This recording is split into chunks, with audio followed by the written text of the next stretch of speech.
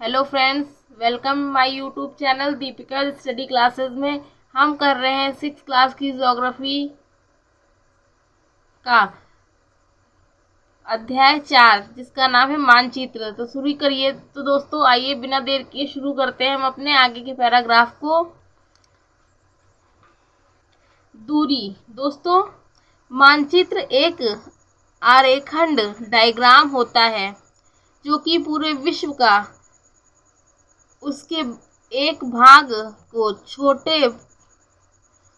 छोटा कर कागज के एक पन्ने पर दर्शाता है। दोस्तों, डायग्राम होता है दोस्तों मानचित्र, जो कि पूरे विश्व के या उसके एक भाग को छोटा कर एक कागज के पन्ने पर दर्शाता है दोस्तों, दिखाता है। मतलब दोस्तों यह कह सकते हैं कि मानचित्र छोटे पैमाने पर खींचे जाते हैं। दोस्तों, जो हमारे मानचित्र होते हैं दोस्तों, वो छोटे पैमाने पर खींचे जाते हैं, लेकिन इसे इतनी सावधानी से छोटा किया जाता है ताकि स्थानों की बीच की दूरी वास्तविक रहे।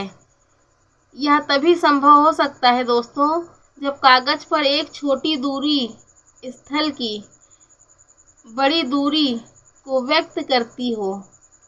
इसीलिए इस उद्देश्य के लिए एक पैमाना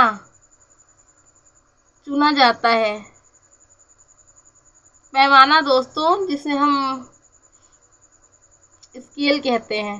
पैमाना स्थल पर वास्तविक दूरी को मानचित्र पर दिखाई गई दूरी के बीच का अनुपात होता है। दोस्तों, उदाहरण के लिए आपके विद्यालय एवं आपके घर के बीच की दूरी दोस्तों अगर 10 किलोमीटर है,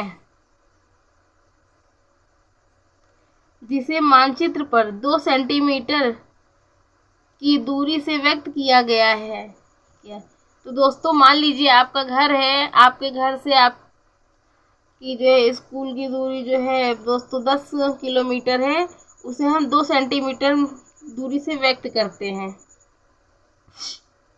इसका अभिप्राय है कि मानचित्र का 1 सेंटीमीटर स्थल के 5 किलो को दर्शाता है। आपके रेखाचित्र का पैमाना होगा 1 सेंटीमीटर बराबर 5 किलोमीटर।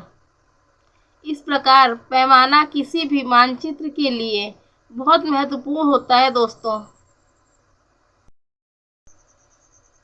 अगर आपको पैमाने की जानकारी है तो आप मानचित्र पर दिए गए किसी भी 2 स्थानों के बीच की दूरी का पता लगा सकते हैं। तो दोस्तों अगर आपको मानचित्र के बारे में जानकारी है तो आप जो है किसी भी 2 स्थानों के बीच की दूरी का बहुत ही आसानी से पता लगा सकते हैं। दोस्तों, जब बड़े क्षेत्रफल वाले भाग जैसे महाद्वीप या देशों को कागज पर दिखाना होता है, तब हम लोग छोटे पैमाने का प्रयोग करते हैं। दोस्तों, उदाहरण के लिए मानचित्र पर 5 सेंटीमीटर स्थल के को 500 किलोमीटर को दर्शाता है। दोस्तों, जब दोस्तों हम किसी कागज पे पैमाने को बनाते हैं तो मान लीजिए हमें 500 किलोमीटर दिखाना है, तो दोस्तों हम उस 500 किलोमीटर पे कागज पर तो नहीं दिखा सकते, तो हम उसको 500 किलोमीटर बराबर 5 सेंटीमीटर दिखाते हैं। स्थल के 500 किलोमीटर को दिखाता है। इसको छोटे पैमाने वाला मानचित्र कहते हैं। दोस्तों, जब एक छोटे क्षेत्रफल वाले भाग जैसे आपके गांव या शहर को कागज पर दिखाना होता है, तब हम बड़े पैमाने का उपयोग करते हैं। दोस्तों, जैसे स्थल पर 500 मीटर की दूरी को मानचित्र पर 5 सेंटीमीटर दर्शाया जाता है। इस प्रकार के मानचित्र को बड़े पैमाने वाला मानचित्र कहते हैं। बड़े पैमाने वाले मानचित्र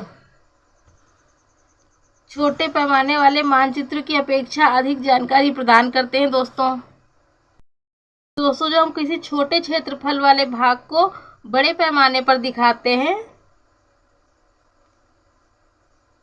जैसे आपके गांव या शहर को कागज पर दिखाते हैं दोस्तों, तब हम बड़े पैमाने का उपयोग करते हैं। जब हम बड़े पैमाने का उपयोग करते हैं दोस्तों, मान लीजिए हमें किसी चीज को 500 किलोमीटर की ही दूरी के हिसाब से मानचित्र पर दिखाना है तो हम उसे 5 सेंटीमीटर को दर्शाएंगे। इस प्रकार के मानचित्र को बड़े पैमाने वाला मानचित्र कहते हैं दोस्तों। बड़े पैमाने वाले मानचित्र छोटे पैमाने वाले की मानचित्र से अधिक जानकारी देते हैं दोस्तों। तो दोस्तों आज की वीडियो में बस इतना ही। आगे की क्लास हम दूसरी वीडियो में करेंगे। तो दोस्तों अगर आपको वीडियो पसंद आई हो तो चैनल को सब्सक्राइब करें, वीडियो को लाइक करें और बेल आइकन को प्रेस करें दोस्तों।